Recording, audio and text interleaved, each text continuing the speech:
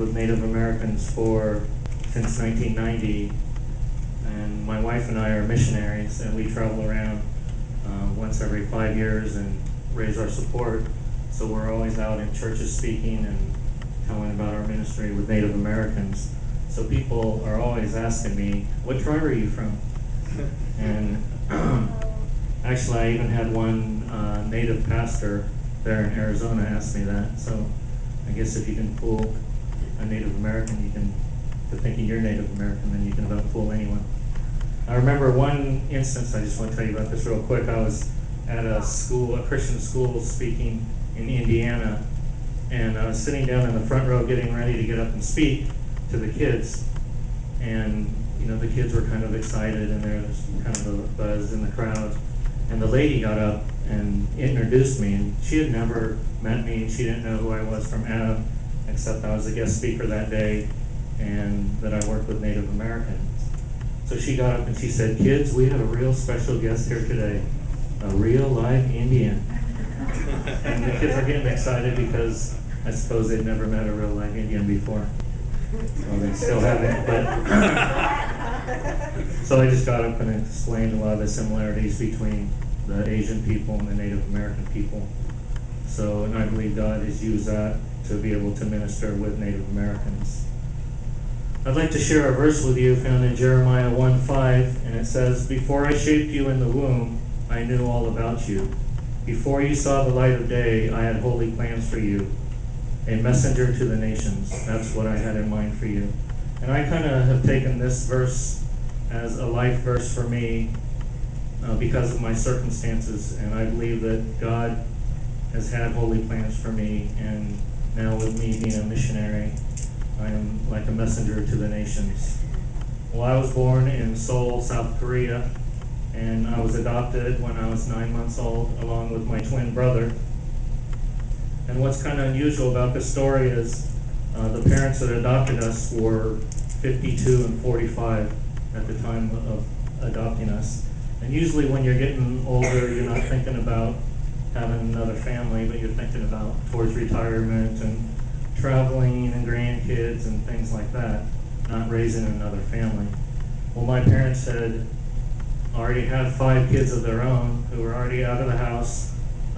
4 of the 5 were married by the time we came along, and had kids by the time we came along. So I have some nieces and nephews that are older than me. And traveling around when I was single, because I've only been married for about 4.5 years, I would tell this story and I'd say, but you know, I don't want to be that age when I'm raising my kids. Well, guess what? I'm 45 and I have a 2.5-year-old and a 10-month-old back home. So, you know, God has neat ways of doing things. So we were raised in a Christian family. I was in church all the time. The doors of the church were open. And I was saved when I was 7 years old. It was at the local high school. It was during like a revival rally, and all the kids were in one room for the story and lesson and crafts and whatever. And I just remember the story of salvation was given through the wordless color book. And I just remember at that time responding to him and accepting Christ into my heart and becoming a Christian then. And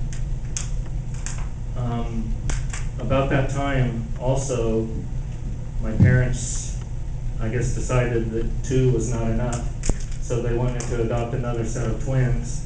So they adopted a set of twin Korean girls who were 8 years old at the time. They came straight over from Korea and went straight into the 1st grade with my brother and I. And we were at a school where there was 2 first grade classes, so my brother and I were each in one, and then they put one of the girls in each class with us. And then when we moved on to 2nd grade, they stayed and repeated 1st grade. And then, so they were always a year older than us, but a year behind us in school. And it's weird, at the school that we were at, there was, I think there was, the elementary school we were at, there was 14 set of twins at that school, and we even, all the twins got our picture in the paper that went nationally, I think. But I just thank the Lord for His hand in my life and His call on my life. Growing up through high school and elementary school and high school, I had no idea I'd become a missionary. That was probably the farthest thing from my mind. I wanted to do something with sports. I wanted to play professional football when I was little. That was my dream and my goal. But growing up and going through high school, I dislocated my shoulder my senior year, and then it kept popping out, and so I wasn't even able to play my senior year, which means I wouldn't get recruited by a college and get to play. So, but I believe that was all part of God's plan in getting me to where He wanted me to be, because I was ready to, after I graduated from high school, to go off and pursue a degree in graphic arts. And so when I graduated, I went to college and majored in graphic arts, but through another sports injury that I had, I blew out my knee playing basketball, and I had to drop out of college. And it was during that year I stayed out a year from college, and it was that year that God spoke to me about becoming a missionary. And then I found a Bible college to go to in Ohio, and went there. And it wasn't clear up to my senior year that I really knew where God had called me to serve Him. And here you are, called to be a missionary, and you're going through your college career, and up to your senior year, up to spring break even of my senior year, He hadn't spoken to me about where He wanted me to serve Him. But then I went on a missions trip out to Southwest Indian School, which is in Peoria, Arizona, and served there. And then it was there that God spoke to my heart and gave me that peace that that's what He wanted me to do. So, we're praying for these kids here and hoping that God will maybe call one of them or all of them into full-time Christian service or Christian work in some way, that they will be able to do that and then be able to affect others for Christ that way.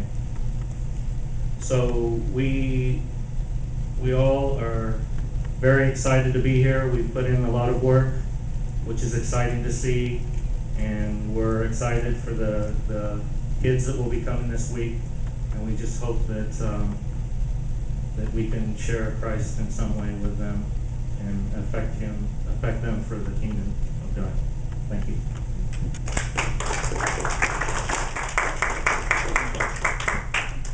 Well, I'm reminded of Zechariah 4:10, which asks the question, who despises